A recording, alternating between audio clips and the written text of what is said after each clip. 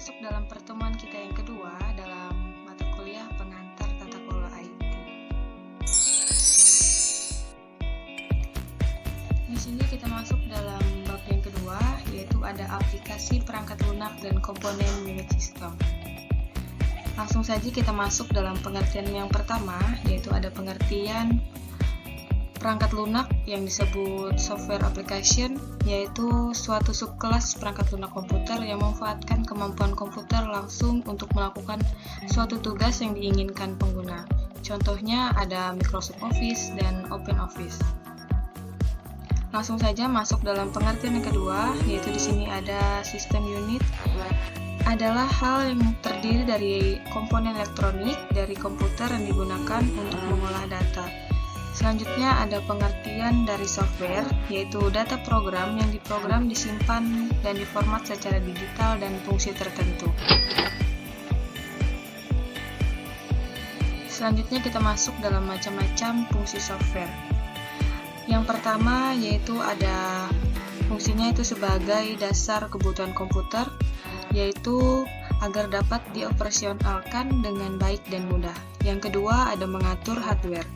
Fungsinya agar komputer yang digunakan dapat bekerja dengan baik sesuai apa yang kita perintahkan. Yang ketiga ada penghubung antar beberapa software. Fungsinya sebagai penghubung antar software dan hardware. Yang keempat ada penerjemah perintah pada software, yang fungsinya sebagai penerjemah pada software yang ada dalam bahasa mesin.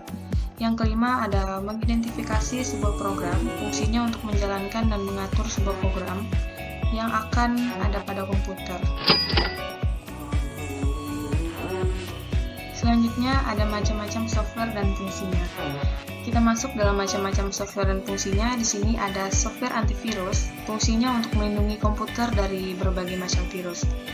Yang kedua ada software perkantoran, fungsinya untuk menjalankan pekerjaan apa saja yang ada di kantor. Yang ketiga ada software video editor, fungsinya untuk mengedit video agar terlihat lebih menarik, bagus, dan rapi. Selanjutnya ada software browser, fungsinya untuk mencari informasi yang ada di Google, contohnya pada saat kita menggunakan browser. Selanjutnya yang kelima ada software desain grafis, fungsinya untuk mendesain grafis dan menyalurkan seni bagi kita. Adapun software yang keenam yaitu software jaringan. Fungsinya untuk memantau komunikasi jaringan antar device yang terhubung. Setelah itu ada software audio editor. Fungsinya yaitu untuk menghasilkan kualitas video yang bagus. Selanjutnya ada software akuntansi. Fungsinya untuk mengumpulkan semua transaksi berupa data akuntansi. Yang selanjutnya ada software downloader. Fungsinya untuk mempermudah kita sebagai pengguna dalam melakukan download apapun itu. Yang terakhir di sini ada software PDF Reader, yaitu fungsinya agar setiap dokumen mudah dibaca dan dimengerti oleh pengguna.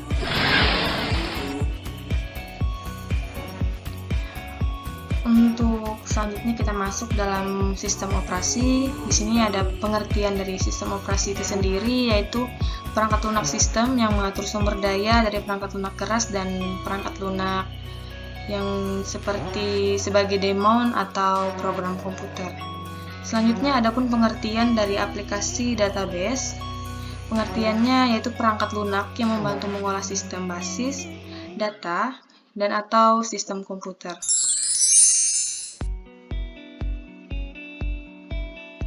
Oke, sebaiknya kita masuk dalam aplikasi database. Pengertian dari aplikasi database sendiri yaitu perangkat lunak yang membantu mengolah sistem basis data dan atau sistem komputer.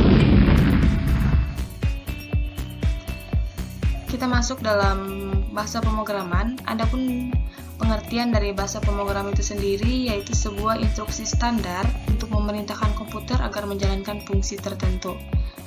Adapun pengertian dari sistem unit juga di sini pengertiannya itu suatu rangka yang terdapat dalam komponen-komponen elektronik dari sebuah komputer yang digunakan untuk memproses sebuah data.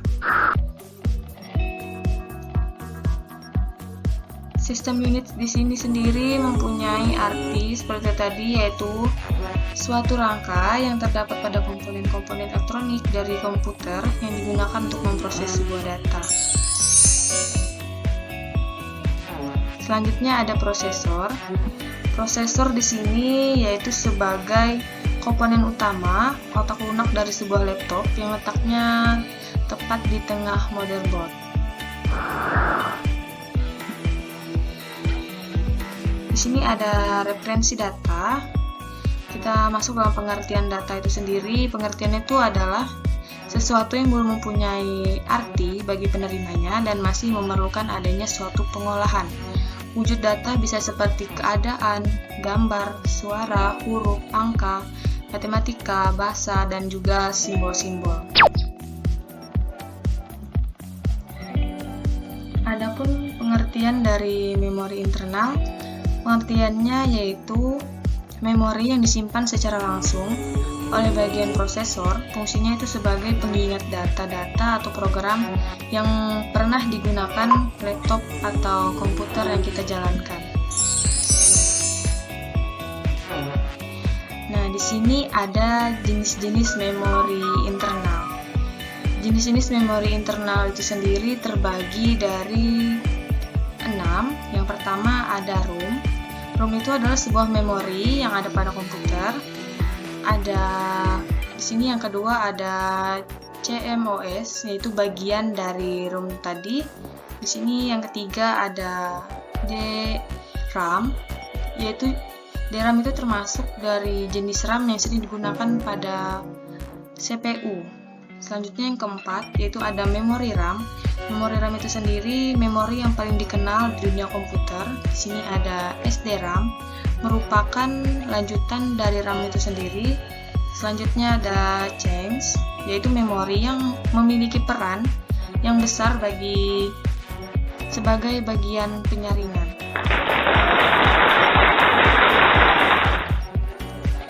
Baiklah teman-teman, sekian pemaparan materi bab 2 dari saya. Saya mohon maaf jika ada salah kata. Sampai jumpa lagi di pertemuan selanjutnya. Bye-bye.